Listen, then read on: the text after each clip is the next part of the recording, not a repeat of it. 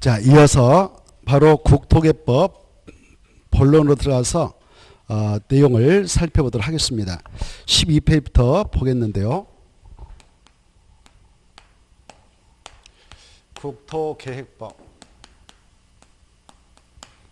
약자로 국토개법을 하겠습니다. 여기서는 12문제 나오죠. 이 법률은 3월 말까지 해서 끝내도록 하겠습니다. 참고하시고 12페이지 보시면 제정 목적이 나왔는데 제정 목적은 가볍게 읽고 가겠습니다. 이 법은 국토를 대상으로 해서 적용이 된다 이렇게 되어 있죠. 국토의 이용 시 바로 개발, 보전 이 양축으로 나눠서 이용을 하도록 하기 위한 계획의 수립 및 집행에 관한 내용을 규정해 놓고 있습니다라고 밝히고 있습니다. 그 계획에 의하여 이용을 하도록 규제해서 전체 국민의 행복과 이익을 공공복리라 한데 그걸 증진해 나가도록 하고 국민의 삶의 향상케 하기 위해서 이 법을 만들어서 운영하고 있다 이렇게 되어 있죠. 그래 공공복리 증진을 위해서 우리가 토지를 가지고 이용을 할 때는 규제를 하겠다는 겁니다. 우리는 토지에 대한 소유권자가 될 수는 있습니다. 국토 일부의 땅을 이렇게 하나 분필된 땅을 여러분이 가지고 있다 그러면 한 필 가지고 있다면 소유권자 되죠. 그 소유권은 재산권입니다. 토지 소유권은 곧 재산권이 되는데 이 재산권은 보장이 되는 것이 헌법에 규정되어 있어요. 규정되어 있는데 그 보장된 재산권을 행사할 때는 공공복리에 자가하도록 행사를 해야 합니다라고 또 헌법에 규정되어 있습니다. 공공복리에 자가하게 행사를 해야 돼요. 공공복리에 반하게 행사를 못하게 막고 있습니다. 그래 우리의 토지가 있다면 그 소유권에는 사용할 수 있는 권능, 사용권, 수익할 수 있는 권능, 수익권, 처분할 수 있는 권능, 처분권이 혼일되었는데 그런 권능을 행사할 때는 무제한적으로 행사를 못하고 무엇에 맞게 행사되냐? 공공복리에 맞게 이렇게 전체 국민의 행복과 이익을 공공복리를 합니다. 그거에 맞게 행사하도록 규제하고 있는데 그 헌법의 이념을 구현하기 위해서 이 법을 만들어서 운영하고 있어요. 공공복리를 증진해 나가도록 바로 규제하겠다. 그래서 모든 사람들을 국민들의 삶의 질을 향상케 하겠다 이겁니다.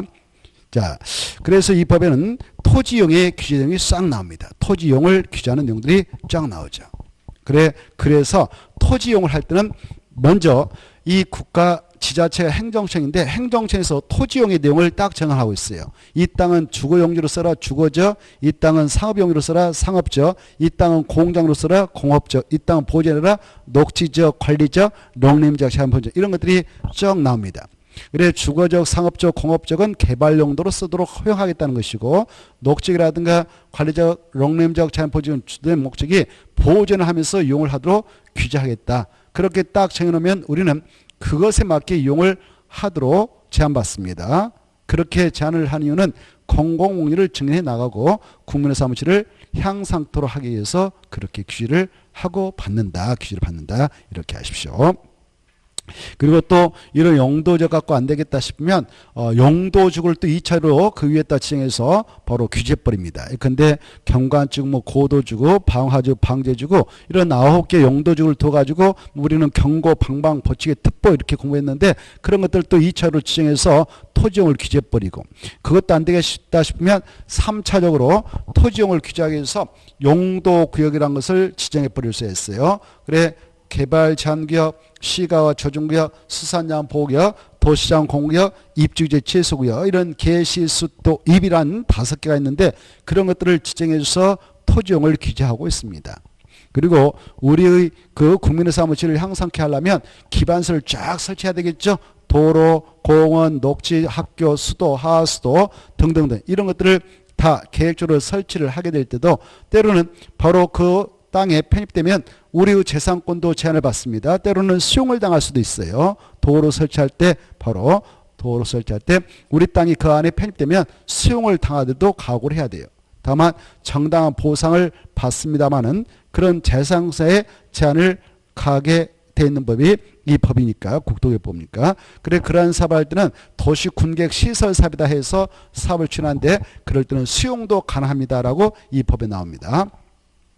그 다음에 바로 어느 지역을 특정해서 바로 구체적 상세하게 개발과 정비를 통해서 조성해 나갈 때는 지구 단위 계획을 지정해 버릴 수가 있어요. 지구 단위 계획으로 지정되면 그 안에 있는 땅 주인들은 때로는 개발 행위를 못하도록 하는 개발행 허가를 제한받습니다. 최장 5년 동안 허가를 못 받아 막아버려도 할 말이 없어요. 그래서 바로 공익을 실현해 나가도록 하고 있습니다. 이런 지구 단위 계획구역의 지정과 변경도 다 계획주로 하게 돼 있는데 그 계획을 우리는 도시군관리기다라고 공부를 할 겁니다. 도시군가로 결정을 해서 나갑니다. 그 다음에 이제 어느 지역을 바로 다시 재생시켜서 빨리 그 도시를 살려낼 필요가 있다. 도시 공간을. 그럴 때는 입지규제 최소를 지정해서 그 안에다 건축물을 세운다. 땅 위에다 땅지 입지라 하거든. 땅에다 건물을 세울 때에 적용되는 공법상 규제를 대폭 최소화시켜서 빠른 시일 내에 그 장소를 개발과 정비를 통해서 살려내도록 하겠다는 입지규제 최소구역의 내용도 나옵니다. 그런 것들을 다 두어서 운영하고 있는 이유는 공공의를 증진하고 국민의 사무실을 향상케 하기 위해서 바로 그러한 내용들이 등장합니다. 자, 아무튼 재정 목적은 그 정도 가볍게 읽어보시고 그 다음 밑에 12번 12페이지 국토 이용 및 관리의 기본칙이 나와있죠. 이 국토를 이용하고 관리할 때는 박스에 9가지 목적이 달성되도록 하자 이렇게 하고 있죠. 그 9가지를 보면 1번 국민 찾아가지고 동그라미, 2번 자연 동그라미, 3번 국민 동그라미, 4번 국민 동그라미, 4번 밑에 5번 지역 동그라미, 6번도 지역, 7번 지역, 8번 국민, 그 다음에 9번 바로 그 정도 놔놓고요. 그래 이렇게 국토를 이용하고 관리할 때는 전체를 위해서 이용과 관리를 하도록 규제하겠다 이렇게 하고 있죠. 국민과 지역과 자연을 위해서. 그리고 9번 저출산 인구 고령화에 따른 대응과 새로운 기술 변화를 적용한 최적의 생활환경 제공을 위해서 국토를 이용하고 관리하겠다. 최적의 생활환경을 제공하기 위해서 국토를 이용하고 관리하겠다. 이런 정신을 토지 공개념 정신인데 뭐 그것은 몰라도 돼요. 이렇게 토지의 사회성과 공공성을 강조하기 위해서 이런 규정을 두고 있는데 이런 정신을 토지 공개념 정신합니다.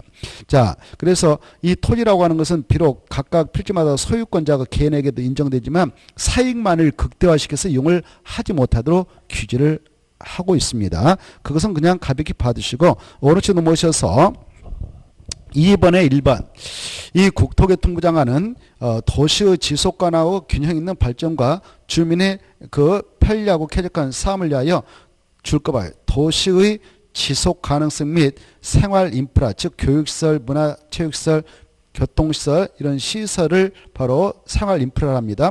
이런 인프라를 바로 인프라 같은 수준을 평가할 수 있다. 즉 도시의 지속 가능성과 생활 인프라를 수준을 평가할 수 있는 자는 누구냐?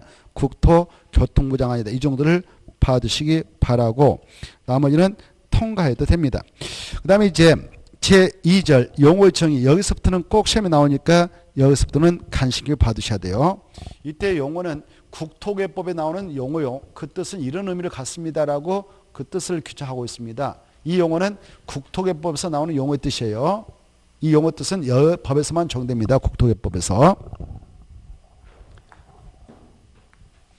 자, 이 국토를 이용할 때는 계획을 수립해서 이용을 하도록 규제하고 있는데요. 그때 국토에 대하여 수립되는 그런 계획으로서 바로 여러 가지 계획이 나옵니다만 그 계획은 행정청에서 다 수립합니다. 우리 사인들이 수립하는 게 아니라 행정청에서 수립하죠. 그래서 그 계획들을 행정계를 합니다. 이 행정계획을 보면은 이렇게 국토인 땅을 대상으로 수립되죠. 그래서 그 계획들은 다 토지를 대상으로 수립되니까 토지 이용 계획이라고 볼 수 있어요. 토지 이용 계획이라고 볼 수 있는데 토지 이용 계획도요. 바로 그 토지를 앞으로 이렇게 이용을 하도록 하겠습니다라는 방향성을 제시하는 그런 계획이 있고 그 토지용의 현재상을 확정해서 관리하는 계획이 나옵니다. 그때 미래상을 제시하는 계획이 나오는데요. 미래상도 국토 전체에 대한 미래상을 제시하는 게 있고요. 국토 전체. 그리고 두 개 이상의 지자체를 묶어서 바로 권역을 지정하고 그 권역을 광역 계획권을 합니다. 광역 계획권을 지정해 가지고 두 개 이상의 지자체에 대한 미래상을 제시하는 계획이 나오고요. 그 다음에 개별 도시별로 그리고 군별로 미래상을 제시하는 계획이 나옵니다. 이때 넓은 지역을 대상으로 수립되는 계획수로 상위 계획을 하고 좁은 지역을 대상으로 하여 수립되는 계획수로 하위 계획을 하는 것입니다. 이때 국토 전체에 대한 장기 발전 방향을 제시해 주기 위해서 수립되어지는 계획이 있는데요. 오늘 나갔던 프린트물을 보십시오. 오늘 나갔던 프린트물을 보시면 바로 OX 문제 뒤편에 나옵니다. 그 뒤편에 있는 내용은 여러분께서 머리에다 그대로 복사해서 넣어버리세요. 그래 이미 복사가 되어 있는 분도 있을 것입니다. 그 표를 그대로 그냥 그대로 제목 달고 따다닥 이렇게 해서 머리에다 넣어버리면 편해질 것이고 밑에 국토의 계획 및 법률에 나오는 용도지구, 용도구의 종류와 명칭을 달달달 해버리세요. 그리고 그 표는 OX 문제까지 해서 앞뒤에 그냥 머리에다 다 넣어버리세요. 그리고 자주 쓰면 좋습니다. 그러면 공법이 편하고 즐겁습니다. 알겠죠? 그 자료 중요하니까요. 자, 그 표를 보시면서 들어보십시오. 이 국토 전체에 대한 장기 발전 방향을 제시해 주기 위해서 수립되는 그런 종합계획이 있는데 그 계획을 국토 종합계획을 하는 것입니다. 이 계획이 가장 높은 계획이에요. 국토 전체에 대한 설계를 해놓고 있는 계획이거든요. 설계. 앞으로 국토를 이렇게 만들겠습니다라고 그런 정책 방향을 제시하기 위해서 국토교통부 장관이 수립 시행하고 있는 계획이 이 계획입니다. 그런데 이 국토 전체에 대한 계획인 이 계획은요. 무슨 법에 근거하여 수립 시행하고 있냐면은 바로 우리 시험법에는 들어가지 않아요. 그 법이 국토기본법이라는 법이 있습니다.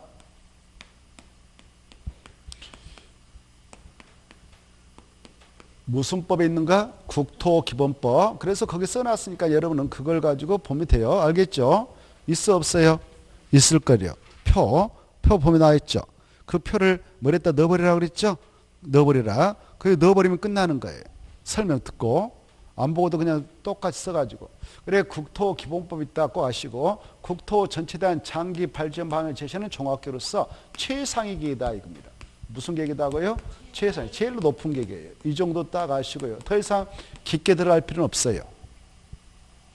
그리고 장기 발전 방향을 제시하는 계획이다 이렇게 돼 있잖아요. 장기 발전 방향을 멀리 내다보고 수립했다 이렇게 하에. 그 다음에 이 계획에 맞게 하위 계획들이 또 만들어지는데 이제 그 하위 계획들은 우리 시험법에 들어가는 국토의 계획 및 이용에 관한 법률에 근거해서 만들어집니다. 국토의 계획 및 이런 법률, 이거 약자로 국토개법을 하겠어요. 그 계획으로서 중앙행정기관이 주로 국토교통부가 만드는 국가계획이 나와요. 국가계획. 이것은 채자는 빠지겠고 그냥 상위계획이라 볼 수 있어요. 그겠죠? 상위계획. 그래 이 국토의 계획 및 이런 법률에 나오는 계획 중 이게 상위계획이에요. 상위계획. 이건 중앙행정기관인 국토교통부가 주로 수립하는 계획이거든. 국가의 정책 목적을 이루기 위해서. 그 국가계획 그 뜻은 아셔야 돼요. 이 그 뜻은 13페이지 나올 겁니다. 13페이지 기본서. 그래서 여러분은 13페이지에 이제 우리 국토의 계획 및 법률에 나오는 국가계획이니까 국가계획은 알아두셔야 되겠죠. 있어 없어요? 있어요. 그러면 국가계획 뭐냐? 그러면 여러분은 이거다라고 따다다다닥 해버려야 돼. 그러면 끝나는 겁니다. 외워야 돼요. 그래 국가계획 뭡니까? 그러면 중앙행정기관이 그따 줄 거라고 했죠. 중앙입니다. 지방이 아닙니다. 중앙행정기관이 법률에 따라 수립하거나 국가입니다. 지방자치단체가 아닙니다. 국가의 정책 목적을 위해 수립하는 계획 중 도시군기본계획 내용사항이나 도시군가로 결정해야 할 사항이 마지막 포함된 계획이다. 이게 나와요. 포함되는 토지계획입니다. 토지란 말 생략됐지만 토지계획이란 말이에요. 그래 포함된 계획이란 말 중요해요. 뭐가 중요하다고? 포함. 근데 시험에 나왔습니다. 그대로 써놓고 제해되는 계획을 말한다. 제해되는 토지용 계획을 말한다. 이렇게 나왔어요. 틀리는 거예요. 자, 그래서 이 계획은 바로 중앙행정기관이 수립합니다. 중앙행정기관이 수립한다. 지자체장은 만드는 거 아니에요. 중앙행정기관 수립하고 국가의 정책 목적을 이루기 위해 수립하는 계획인데 바로 아까 그런 계획이 포함된 계획이다. 이게 중요하고. 그 다음에 이 국가계획보다 하위 계획이지 이거 보세요. 바로 두 개 이상의 지자체를 묶어가지고 그 공간 구조와 기능을 상호 연계시켜서 발전해 나가도록 유도하고자 광역계획권을 국토교통부장과 도의사가 정해놓으면 이 장소에 대하여 장기 발전 방향을 제시하기 위해서 수립하는 계획이 광역도시계획. 광역도시계획도 무슨 법에 근거하여 수립을 하고 시행하고 있는가? 국토계획법입니다. 무슨 법이라고요? 국토계획. 그래 이것은 시험에 나오죠. 광역도시계획은. 이것은 중액이라고 했어요. 중액. 그렇죠. 그래 이렇게 여기 광역도시계획이라고 하는 것은 이따 우리가 또 공부합니다만은 광역도시계획은 반드시 선행조치가 이 계획을 수립하기 위한 광역계획권을 지정해야 돼요. 뭘 지정한다고요? 광역계획권을 지정을 해야만이 수립이 되는 겁니다. 이 광역계획권이 지정이 되어지지 않으면 이 계획은 수립할 필요가 없어요. 그래 여기 봐봐요. 이 광역계획권은 대한민국 국토 내에 다 지정되어 있는 거 아니에요. 여기저기 요소에서의 묶음으로 같은 생활권이다 싶으면 지정을 해놓고 있습니다. 같은 생활권으로서 여기가 그렇다고 보는 겁니다. 서울특별시, 인천광역시, 경기도는요 하나의 생활권이에요. 그렇죠? 지하철이 건물처럼 설치돼 가지고 하나의 생활권이니까 그 공간 구조와 기능을 상호 연계시켜서 발전해 나가도록 유도하고자 국토교통부장이 광역계획권이다라고 이렇게 지정을 해놨어요. 인천광역시, 서울, 경기 이렇게. 알겠나요? 그러면 여기는 봐보세요. 광역계획권이 하나 지정되면 광역도시 한 개 수립돼요. 여기 또 여기 대전광역시하고 인접해 있는 몇 개 시군 여기 뭐 계룡시 이렇게 해가지고 충남 수석에 여기다도 하나 지정했단 말이에요. 그러면 광역계획권이 하나 지정되면 광역도시도 하나 수립되는 거예요. 여기 강주광역시 뭐 옆에 나주시 뭐 응시 해가지고 뭐 담양거 해서 광역계획권 하나 지정됐어. 여기도 그러면 광역도시 하나 수립되는 거예요. 부산광역시, 김해시, 양산군 이렇게 해서 광역계획권 지정됐단 말이에요. 여기도 몇 개 수립되냐? 한 개 수립되는 거예요. 이렇게 대한민국에 10곳에 지정돼 있어요. 몇 곳에? 10곳. 개수는 몰라도 돼요. 이해를 하자면 그렇다는 거예요. 그래서 광역도시도 10개가 수립돼서 시행되겠죠. 왜 여기 예컨대 여기는 광역계획권이 지정이 안 됐다 그러면 여기는 광역도시 수립되지 않아요. 알겠죠? 그러면 봐봐. 서울특별시, 인천광역시, 경기도에 있는 31개 시군을 한 묶을 묶어서 광역계획권이 하나 지정되어 있기 때문에 다 통째로 그 장소의 장기 발전망을 제시하기 위해서 광역도시계획은 한 개 수립되어 있다 이렇게 하셔요. 알겠죠? 그 지역을 이렇게 묶어서 이렇게 발전해 나가다 하겠다는 그런 설계도입니다. 설계도. 정책 방향을 제시하는 계획입니다. 미래상을 제시하는 계획입니다. 그래 이것은 광역도시계획은 광역시입니까? 광역계획권입니까? 그래 시험에 나왔어요. 광역계획권 그래야하는데 광역시의 장기 발전 방향을 제시하는 계획이다 이렇게 나왔어. 그럼 틀리는 거예요. 광역시가 아니라 광역계획권. 광역시는 아까 우리가 공부했어 안 했어요? 여기 봐봐. 광역시 하면 지역명을 갖다 들이대면 하나밖에 없어. 인천광역시 몇 개밖에 없어. 대한민국 하나. 부산광역시 몇 개밖에 없어. 하나. 그렇죠? 대전광역시 하나밖에 없죠? 그래 이 광역 도시계획을 만들 때는 반드시 뭐가 지정돼야 된다? 광역계획권. 알겠죠? 이게 지정이 안 되면은 그걸 수립하지 않아요. 광역계획권을 지정할 때는 하나의 지자체를 가지고 지정한다. 인접해 있는 두 개의 지자체를 묶어서 지정한다. 두 개 이상. 알겠죠? 자, 그래서 시험에서 광역시 이렇게 나왔는데 틀리는 거예요. 광역계획권. 이거 장기 발전 방향. 장기 발전 방향을 제시한다? 여기 봐봐. 장기 발전 방향을 제시한다 이 말을 세자로 미래상이다라고 바꿔쳐도 맞아요. 뭐라 한다고? 미래상. 미래상하고 현재상 다르죠? 과거상은 다르죠? 앞으로 그렇게 만들겠다 이런 상이죠. 정책 방향을 말해요. 이때 공법을 공부할 때 방향이 나왔다 그러면 앞에는 정책을 갖다 쓰면 돼. 정책 방향을 제시하는 계획이다 이렇게. 알겠죠? 정책은 누가 추진해? 우리가 해. 국민들이 해. 행정처에서 해. 행정처에 뭐 국토교통부 시도서 얘네들이 하죠. 그래서 정책 추진자인 그네들 영원히 해먹어요? 바꿔요? 바뀝니까? 수시로 바뀌죠? 국토교통부가 곧 있으면 또 바뀔 수도 있잖아요. 그 오래 봐야 대통령이 임기 5년이니까 길어봐야 5년 해먹고 그 사이 몇 명 또 바뀌기도 해요. 이렇게 수시로 바뀐단 말이에요. 알겠죠? 그래. 이렇게 바뀔 때마다 지네들 마음대로 정책을 막 휘두르면 안 되니까 딱 절차 걸쳐가지고 딱 짜놓고 이 장관들 시도사가 바뀌더라도 이 정책 계획서에 맞게 정책 일관되게 추진하자 해서 만든 계획이 이런 계획이에요. 그래야 국토가 바로 계획적으로 만들어져 나가지 않겠습니까? 자, 그 다음에 이제 개별 도시별로, 여보 봐봐. 개별 도시별로 바로 미래상을 제시하는 계획이 있어. 그 계획을 도시기본계획이라고 그래요. 뭐라고 한다고요? 도시기본계획. 개별 도시별로, 여기 봐봐. 도자 앞에 니으면 써. 한 개의 도시마다 미래상을 제시해서 만든 계획이 있다. 그걸 도시기본계획이라 한다. 그래. 뭐라고 한다고요? 도시기본계획. 그리고 여기 봐보세요. 도시기본계획일 때 도시라는 것은 개별 도시를 말하는데요. 이 도시라는 말은 이럴 때 쓰는 거예요. 서울특별시, 6대 광역시, 특별자치시, 특별자치도,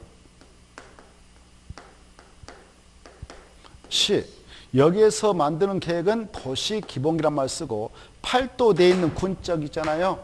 군지에서 만들면 군기본계획 그래. 알겠죠? 이걸 합성화시켜서 도시군기본계획을 한다. 이 도시군기본계획, 아까 앞에 있는 것들은 도시란 말 쓰고 군에서는 군란 말 쓰는데, 이 도시군기본계획은 개별 도시마다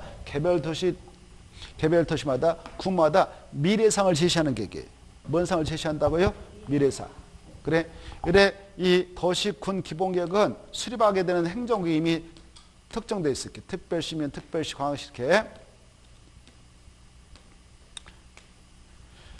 그래 특별시, 광역시, 특별자치시, 특별자치도, 시에서 만들면 그 이름을 뭐라 한다?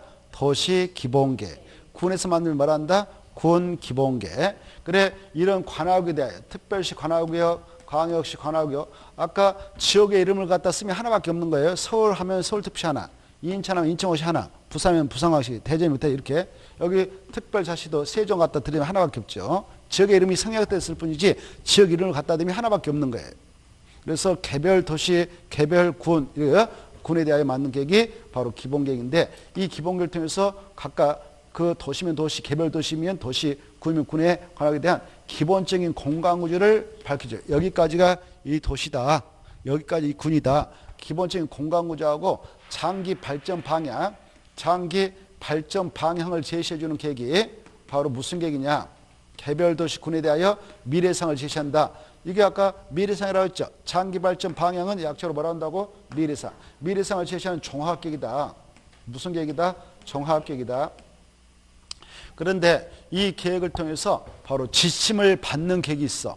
개별 도시마다 이제 미래상이 확정되고 그 정책서 확정되면 미래상을 정책으로 집행해서 결정해야 되겠는데, 그때 결정해 나가는 계획으로서 이것은 이제 성질이 달라요. 이것은. 이 세 가지는 이 위에 있는 것들 미래상을 제시한다면 이것은 현재상을 확정해 주는 거예요. 무엇을 만들어준다고요? 현재. 각각 개별 도시 군에 있는 토지에 대하여 현재상을 확정해 나가는 것이 관리계획, 관리계획. 무슨 계획이다고요? 관리계획. 그래 개별 도시에 대하여 관리하는 게 도시관리계획, 군에 대하여 관리하면 군관리. 이걸 합성화시켜서 도시군관리라 하죠. 이때 도시군관리계획은 이제 개별 도시 안에 있는 이렇게 개별 도시 안에 있는 개별 군에 있는 토지에 대하여 관리를 하게 될 때 개발을 할 곳을 결정해주고, 이 땅은 개발이 된다. 이 땅은 보존해야 된다. 이 땅은 안전사고 발생하지 않도록 그 정비도 해야 된다. 뭐도 한다? 그래서 개발할 것을 결정해주고, 정비할 것을 결정해주고, 보존할 것을 결정할 때, 여기 봐보세요. 여기 서울특별시가 있다 그러면 서울특별시 땅이 있다면 이 안에 토지가 있다. 그때 개발할 것을 이렇게 결정해. 또 여기 정비할 것을 결정해. 그럴 때 결정할 때마다 이 관리계획은 하나씩 만들어지는 거예요. 여기다 도로를 설치하겠다, 개발한단 말이죠. 그럴 때도 계획을 하나 만들어요. 여기다 또 주거적이다라고 정할 때도, 여기다 또 상업적이다라고 정할 때도 관리계획을 만드는 거예요. 이 도시군가로 개발, 정비, 보존의 내용의 것을 결정할 때게 말입니다. 6가지 내용으로서 결정해서 그 도시에 있는 땅들, 군에 있는 땅을 관리하고 있어요. 6가지가 뭐냐? 용, 기, 사, 지, 이. 그 여러분이 다 이제 어느 정도 들어보셔서 익숙할 거예요. 이렇게 이 6가지는 주 목적이 셋 중에 하나 이루어지는 거예요. 어떤 용도적은 주거적, 상업적, 공업적 개발해라. 그 안에 개발돼서 주택, 상가, 공장이 들어서 30년, 40년 되면 정비한다. 그리고 이 녹지적은 보존해라. 롱램 보존해라. 그리고 경고, 방방, 버치기, 특복도 어떤 것은 개발, 어떤 것은 정비, 취락증 정비, 그리고 경관증 보존, 그리고 개발증은 개발 이런 것들이에요. 그리고 용도격, 개시, 수도가 입이 있는데 바로 개발 제한구역, 그 다음에 시가 추진구역, 수산장 보호구역, 그 다음에 도시장군 보전, 입지주의 최소구역은 개발과 정비 이런 거예요. 그 다음에 이 용도구역 그렇고 기반시설, 도로를 설치한다 이거 다 개발이죠. 그리고 정비한다, 계량한다 이런 거 있죠. 또 도시발사한다 개발이죠. 정비사한다 정비죠. 그리고 이 지구 단위 계획은 개발 정비를 하기 위해서 정한 거예요. 그 다음에 입지규제 최소도 아까 말씀드렸다시피 개발 정비. 그래서 주목적이 개발 정비 보전이에요. 이런 것들을 결정하는 계획이 무슨 계획이다고요? 관리 계획, 도시 군관리. 그러면 봐봐, 도시 군관리는 우리 땅에다 확정해 버리거든. 우리 땅에다 용용용 기사집을 확정하니까 구속력이 있다 그래요. 뭐가 있다고요? 구속력이 있다. 근데 위에 있는 것들은 정책계획서로서 땅에다 결정하는 거 아니에요. 그냥 책자로 돼 있는 거예요. 책자. 정책계획서에 불과해. 그래서 우리에게 아무런 구속력이 없는 비구속적 계획이지만 정책을 추진하는 행정기관장들은 구속을 당하게 있어요. 그래서 이 방향만을 제시하는 이런 국토종합계획이니 과학도시계획이니 도시군기본계획은 관계 행정기관장들만 구속한다. 정책을 추진하는 행정청만 구속한다. 우리에게는 아무런 구속력이 없다. 이런 계획을 비구속적 계획이라고 그래요. 뭐라 한다고요? 비구속적. 구속적 행정계획과 비구속적 행정계획으로서 행정법학자의 구분해서 표현하는데 그때 누구를 기준해서 그렇게 나누냐? 일반 국민을 기준해서 그 계획이 구속력을 가지고 있으면 구속적 행정계획, 일반 국민을 기준해서 구속력을 갖고 있지 않으면 비구속적 행정계획이라 표현합니다. 그래서 위에 있는 것들은 일반 국민에 대해 아무런 구속력이기 때문에 비구속적 행정계획이라 하고 이 도시군관리계획만 바로 우리 일반 국민에 대해서도 용용용 기사집이 우리네 땅에 결정나면 고스란히 우리는 녹지로 찍으면 함부로 개발 못해. 관리계획에서 시킨 대로 보존해야 돼. 우리 땅에 농림지역 결정나면 우리는 함부로 개발 못해. 보존해야 돼. 그래서 관리계획은 고스란히 우리에게도 구속력을 갖고 있다 그러는 거죠. 알겠죠? 이렇게 구속력을 가지고 있는 도시군관리계획은요. 용용용 기사집을 딱 우리 땅에 딱 결정했다면 그 범주가 여기까지입니다라고 도면까지 만들어주게 돼요. 그 도면을 지형도면을 한다. 뭐라 한다고요? 지형도면. 지형도면을 작성해서 고시를 해요. 고시를 해야만이 마침내 그 결정 효력이 발생하도록 하고 있습니다. 그러나 위에 있는 계획들은 바로 지형도면을 만들지 않습니다. 알겠죠? 자, 무슨 계획이 결정나면 지형도면까지 만들어 보여준다고요? 도시군관리계획. 그래. 자, 이런 것들을 우리가 쭉 앞으로 공부할 건데요. 여기에서 보시다시피 한눈으로 보다시피 여기 보세요. 이 여러 가지 계획 중 이 두 가지 계획을 묶어서 이렇게 표현합니다. 두 가지 계획을 여기 봐보세요. 이 두 가지 계획을 묶어서 도시군계획, 도시군계획 뭐라고 한다고요? 도시군계획, 도시군계획. 도시군계획은 몇 개가 있다고요? 두 개가 있다. 뭘까 보시냐? 기본하고 관리가 있다. 광역도시계획은 아니다 이렇게 이것도 알아주시고 기본계획이 바로 관리계획보다도 상위이다. 그래서 개별 도시의 기본계획이 수립됐다면 그 기본계획은 그 도시 전체에 대한 종합계획이에요. 그래서 개별 도시마다 하나씩 딱딱 만들어져 있죠. 그렇죠? 근데 관리계획은 어떻겠어? 그렇죠. 그 하나의 도시 안에도 수천 개가 만들어져 있어서 결정 나겠고 또 만들어서 결정해 나갈 예정입니다. 알겠죠? 그래서 이 관리계획보다도 기본계획이 훨씬 상위이다. 그리고 기본계획은 관리계획 수립의 지침서가 된다. 이렇게 하십시오. 기본계획은 무슨 계획 지침서가 된다? 관리계획 수립의 지침서가 된다. 이것도 알아두시고 이때 봐보세요. 위로 올라가면 올라가서 상위계획을 하고 밑으로 가면 갈수록 뭐라 한다? 하위 계획이라 한다. 이것도 아셔. 이때 국가계획이 확정되어 있다면 이런 계획들은 국가계획에 부합되게 만들도록 규제받고, 만약 국가계획 내용과 이미 확정되어 시행되고 있는 국가계획 내용과 광역도시계획 내용이 서로 다르다면 바로 이걸 우선시한다. 법적으로 국가계획. 또 광역도시계획하고 도시군기본계획, 이것은 이것부터 하위계획이죠. 그래서 기본계획은 광역도시계획이 수립됐다면. 예컨대 여기 아까 서울특별시, 인천광역시, 경기도에 있는 31개 시군, 수원시, 여기 그다음에 용인시, 뭐 성남시 해서 연천 뭐 어쩌고저쩌고 31개 시군이 있는데 여기에 광역계획권은 하나 지정됐기 때문에 광역도시 한 개 만들어져서 시행하고 있습니다. 여기를 이렇게 만들겠다라는 전체적인 계획서가 광역도시계획이죠. 하나 만들어졌다고 그랬죠. 근데 여기 서울특별시 거 기본계획 별도로 하나 만들죠.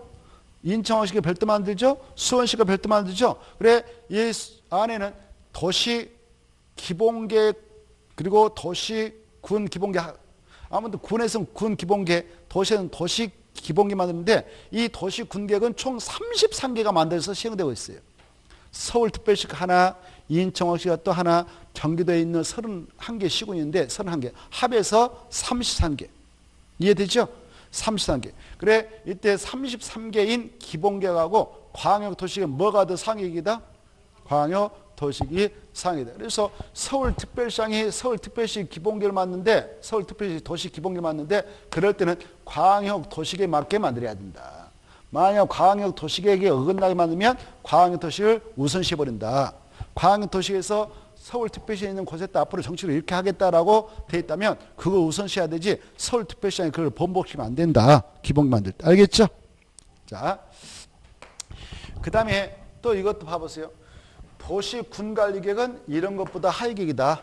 그래서 광역도시계획, 도시군기본계획이 수립되어 있는 지역이라면, 이런 데는 그거죠. 여기는 서울특별시 경우는 지금 광역도시계획도 수립되어 있고 도시군기본계획도 수립되어 있겠죠. 그런 상태에서 여기다 도시군관리계획을 만들 때는 바로 상위계획이 있으니까 상위계획에 맞게 해야 된다.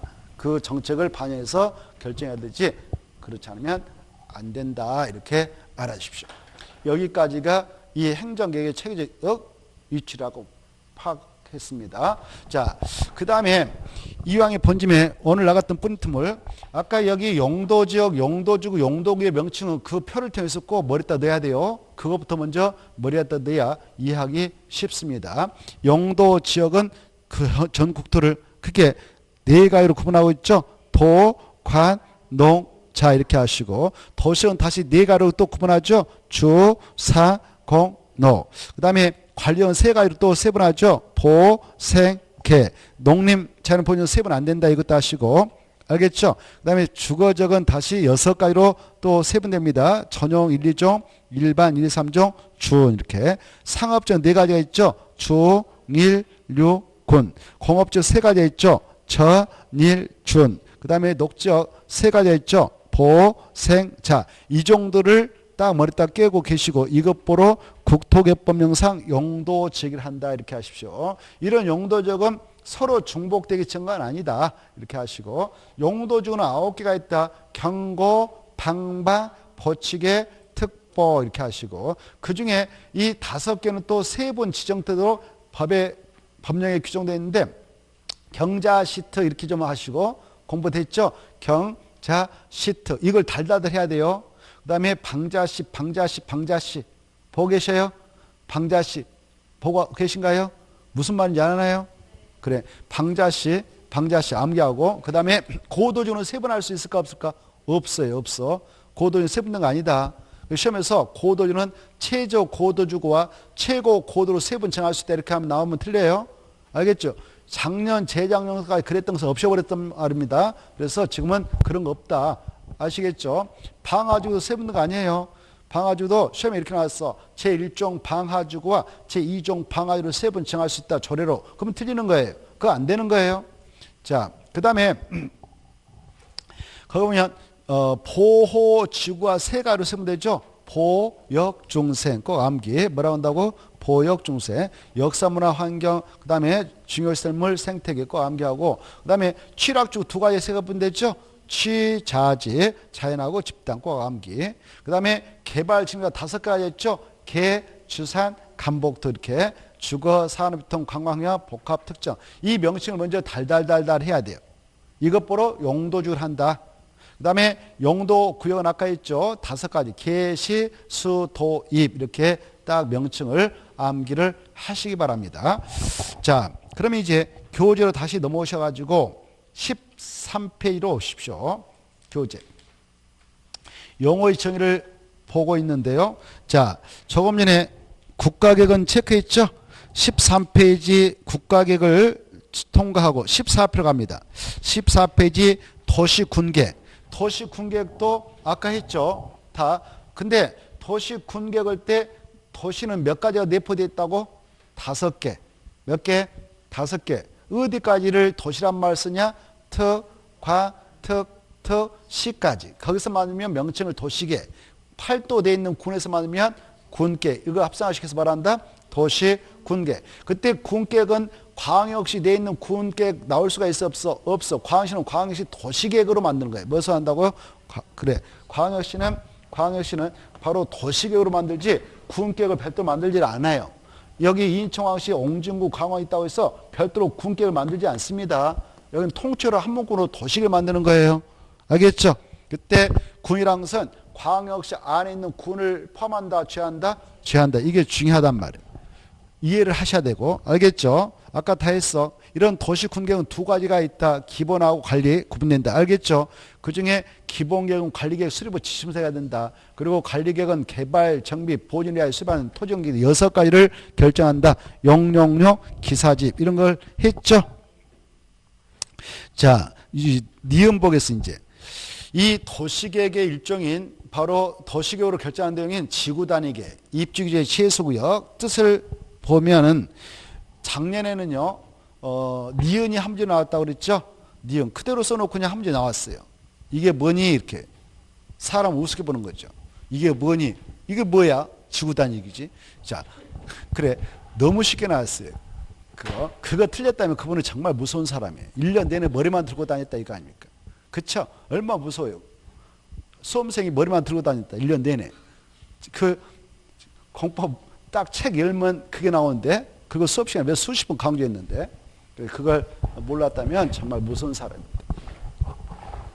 지구단위계획이란 건 뭐냐 그러면 여기 지구단위계획은 도시군계획 수립 대상지. 아까 이게 도시군계획 수립 대상지거든. 도시군계획 수립 대상지역은 특광, 시군이 도시군계획 수립 대상지이죠. 그쵸? 그래, 이렇게 그 중에 하나인 여기 도시가 있습니다. 근데 여기가 서울특별시다. 그럼 이게 도시군계획 수립 대상지이죠.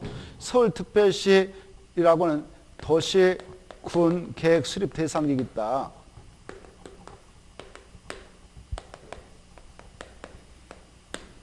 그때 이 지구단위 계획이라고 하는 것을 만들 때는요, 이거 무조건 만든 게 아니고, 다음에 우리가 공부하는데, 이 계획을 만들기 위해서 먼저 그 장소를 정해요. 그걸 뭐라고 하냐? 지구단위 계획구역이라고 그래요. 뭐라 한다고? 지구단위 계획구역이라고 그래. 이 구역을 지정하지 않으면 이 계획은 만들 일이 없어요. 알겠죠? 뭐가 지정된다?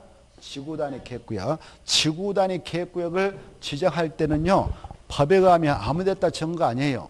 개발하고 정비할 곳에다만 지정해라 라고 규정합니다. 어디다 한다고요? 개발하고 정비할 곳. 역으로 해서 하면 보존을 세게 할 때는 지정하는 거 아니다 그 말이에요. 그쵸? 근데 여기 봐봐. 도시군계획 수립 대상적인 서울특별시가 있다 그러면 서울특별시는 여기저기 산들도 많아요. 뭣도 많다고요? 산도. 남산도 있죠. 먼 산도 있죠. 그쵸? 인왕산도 있고 엄청 많거든. 그때 산까지 싹 밑둥까지 싹 파내가지고 개발할 일이 있어 없어? 날 새지. 그래서도 안 되고. 남산 어떻게 다 개발해서 버텨요. 그래서 바로 서울시청 일대를 과거에 이렇게 깨끗하게 또 강남권 일대를 과거에 깨끗하게 개발과 정비를 통해서 조성할 필요가 있겠다. 그럴 때만 그 장소 때 이렇게 지구단위 계획을 딱딱 지정하는 거예요. 알겠죠? 보시다시피 전부에다 지정했어? 일부에다 지정했어? 이렇게. 그렇습니다. 도시군계획 수립 대상적 전부에다 할 일은 절대 없단 말이에요. 그래서 이 일부가 지정되었다면 거기다가 이걸 만드는 거예요. 지구단위를. 그래서 지구단 만들 때에 이 지구단위 계획은요. 여기 보세요. 지구단위 계획은 지구 단위 계획구역의 지정 목적을 달성하기 위해서 수립하는 계획으로서 이 안을 이렇게 구체적 상세하게 개발과 정비를 통해서 조성하겠다는 내용을 포함해서 수립합니다. 그때 이 장소를 보다 깔끔하게 구체적 상세한 개발과 정비를 통해서 조성하려면 가장 먼저 생각할 게 그 안에 들어갈 기반설 문제예요. 뭐라고? 기반설. 기반설인 도로 문제 같은 거, 이거 어떻게 정확하게 판을 짜서 배치시킬 것인가, 규모는 얼마로 할 것인가, 이게 중요하거든. 도로 여기다 넣는다, 12차선, 30차선 넣는다, 이렇게 배치금을 꼭 정해주게 돼 있어. 그리고 여기 봐봐요. 이제 여기 블럭, 1블럭, 2블럭, 3블럭이 나왔다 그러면 여기에 건물을 건축해서 또 개발을 할 거 아닙니까? 정비를 할 거 아닙니까? 그때 여기는 이런 용도의 건축만 건축도로 규제해버리지 아파트만 져라 라고 못을 박아버리는 거예요. 여기는 의료센 병원만 져라 라고 못을 박아버려요. 여기는 교육센 초, 중고만 넣어라 라고 못을 박아버리는 거예요. 이런 건축물로 용도를 정확하게 정해서 고시해 줍니다.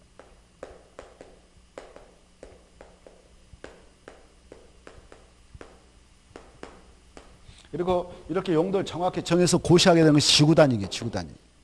알겠죠? 그래 또 이 건축물 여기다 딱 야 아파트만 쳐라 했어. 이때 아파트도 봐보세요. 야 규모를 이 정도만 해 라고 딱 못을 봐가지고 그걸 건폐 용률을 높이라고 그래. 뭐라 한다고요? 건폐율, 용적률 높이. 이것들을 정확하게 상세하고 구체적으로 딱 정해서 고시해버립니다. 그런 계획이 무슨 계획이다고요? 지구단위, 지구단위. 그리고 이제 필요하면 또 추가해 여기다. 그래서 딱 고시하면은 구속력이 있어버려.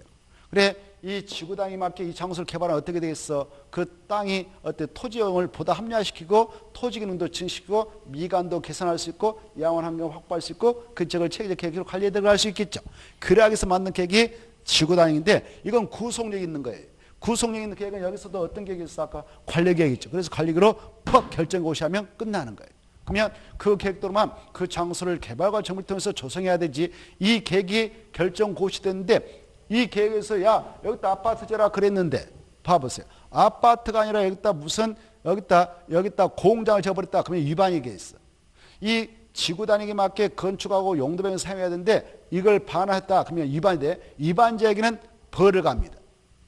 벌을 갈 때 약하게 가겠어? 세게 가겠어? 세게. 그때 정도를 우리는 알아야 되는데요. 알고 계시려나 모르겠습니다. 바로 2년 이하의 징역 또는 2천만 원의 벌금에 해당하도록 법에 명시적 규정을 두고 있습니다. 알겠죠? 이렇게 지구 단위라는 것은 일부에 대하여 수립한다. 이게 중요해요. 무엇에 대하여 수립한다고요? 일부. 너무 많은 걸 말씀드려서 미안해요. 아무튼 지구 단위, 그러나 시험에 나올 걸 말씀드렸습니다. 알겠죠? 시험에 나올 걸 말씀드렸어. 어차피 우리는 알아야 되고 그래서 말씀드렸어. 도시 군계획 수립 대상 일부란 말 중요하다. 전부 하면 틀린다. 뭐가 중요하다? 일부. 그리고 마지막에 지구 단위 계획은 마지막 도시 군계획이다. 무슨 계획이다고요? 도시 군계획을 말한다. 여기까지 봐두시면 좋겠습니다. 그 다음에 입주규제 최소구역 계획. 입주규제 최소구역 계획은요. 자, 이렇게 이 도시들이 있다. 개별 도시가 있다. 뭐 서울특별시, 6대 광역시 아까 특별시, 특별자도, 그 다음에 시가 있고 뭐 군적도 있겠습니다. 그런 지역을 들여다보면 용도지라는 게 있어요. 용도지. 뭐가 있다고? 용도죠. 용도 지역 중에서도 도시역이라는 게 있어요. 도시역. 뭐가 있다고요? 도시적. 이 도시역은 인구와 산이 위축해 있는 지역에다 정해서 개발, 정비, 관리, 보존할 필요가 있어서 한 땅인데 이 땅은 또 이렇게 네 가지로 구분해서 이용하고 있죠. 주거, 상업, 공업, 녹지로 구분해서 이용하고 있죠. 근데 말입니다. 이 도시 안에 있는 주거적, 상업적, 공업적에 20, 30년 전에 나름대로 건물 지어가지고 살고 있었던 지역이 있는데 그 지역에 도로도 좀 비좁고 건물도 오래돼서 낡아가지고 있는 사람들 다 빠져나갔단 말이에요. 그래서 텅텅 도심과 부도심이 공동화해서 일어나고 있다. 공동화해서. 그러면 그걸 그대로 버리고 나가고 해서 시애각지만 계속 개발해서 뻗어나가면 도시가 수평적으로 평창되죠. 계속 뻗어난다. 그러면 어때? 이 도시를 관리할 때 돈이 많이 들어가요. 우리가 그때 생각가지고 방범도 해야 되죠. 교육도 시켜야 되죠. 사회적 서비스 제공하려면 파출소 만들고 동사무소 만들고 초등학교 이런 거 만들어서 운영해야 될 거 아니에요. 돈이 엄청 들어갑니다. 그래서 이렇게 자꾸 수평적으로만 도시가 평창되지 못하게 하고 공동화 현상이 일어난 지역을 다시 시급하게 살려내자. 그런데 그 안에 지금 법적으로 적용되고 있는 여러 가지 공법상 제한이 너무 복잡하고 얽혀서 쉽지가 않다. 그 장소에서 뭐 재개발하고 재건축하고 주거환경 개선해서 지금 살린다고 하는데 사업할 때 절차가 너무 번거롭고 그 이해 당사자끼리 충돌이 발생해서 사업이 무산되고 그래서 빨리빨리 사는데 어려움이 있다.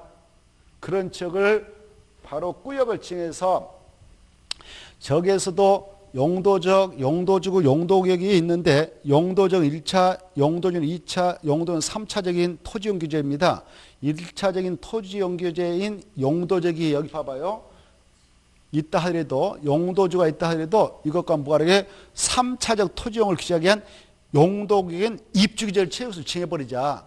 입주규제 최소를 정하면 그 밑에 있는 지역 지구는 의미 없는 거예요. 힘없어. 알겠죠? 그래서 입주규제 최소를 딱 지정해가지고 여기다 지정했다 가져갑시다. 이렇게 주로 이걸 도시가 지금 병 들어가고 있는 지역에다 지정합니다.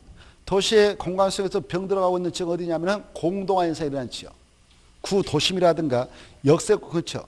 천안역 가보면 옛날에 제가 20년 전에 강의 처음에 갔을 때는 천안역 주변에가 어마어마한 휘황찬란했습니다. 왜? 거기 역이라고 것은 그거 하나밖에 없었거든. 지하철도 안 들었던 시절이고. 그런데 그 지역에 어마어마한 휘황찬란했는데 지금 가면 텅 비어버렸어요. 대표로 그 지역이 그렇습니다. 뭐 송탄 또 터미널 근처도 그렇고 개별 중소도시 가보면 터미널 근처가 텅텅 비어버렸어. 밤에. 그런 지역을 다시 살려내자. 그러려면 그럴만한 지역이 되도록 해야 된다. 근데 이거 쉽지 않다. 그래서 바로 국토교통부자라든가 시도사 이런 시장군수가 그 지역을 책임질 수 있는 그런 자들이 총대 메고 이 구역을 지정하도록 하자. 입지규제 최소구역. 뭐요? 입지규제 최소구역. 입지규제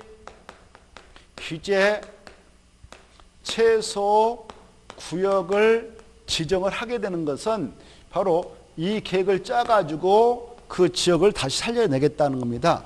그 계획이 뭐냐? 입지규제 최소구역 계획이에요. 알겠죠?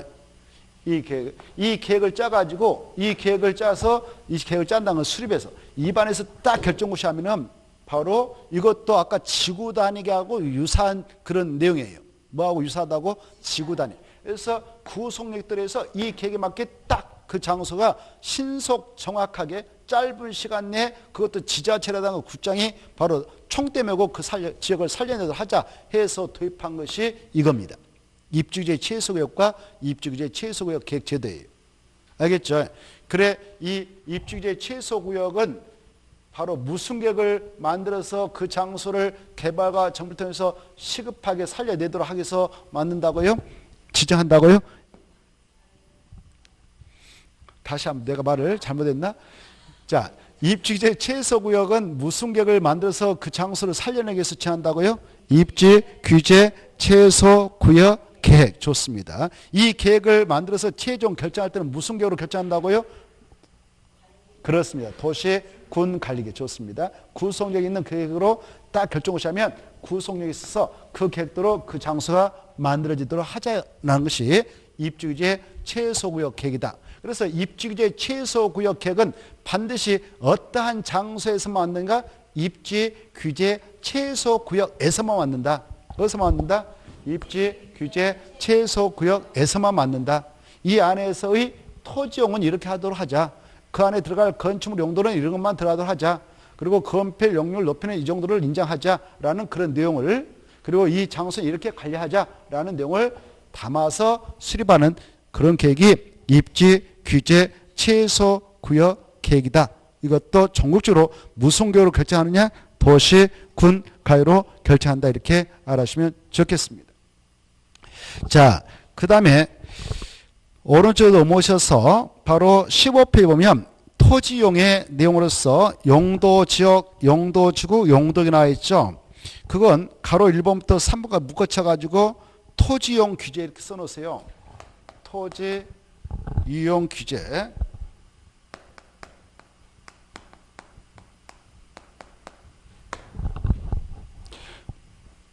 그리고 거기 용도 지역에 따라 1차, 용도 지역에 따라 1차, 용도 지구에다가 2차,